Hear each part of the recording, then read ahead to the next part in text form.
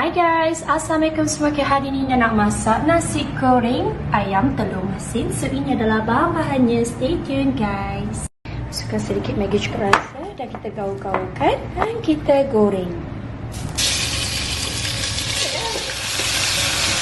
Masukkan dan kita tepikan. Masukkan butter. Masukkan bawang putih, cili padi. Masukkan telur masin. Yang sudah direbus dan kita ambil kuningnya sahaja. Kacau-kacau.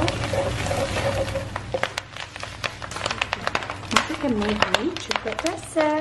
Masukkan ayam, nasi. Masukkan carrot. Nasi goreng telur masin instan. Tak kenal, tak cinta.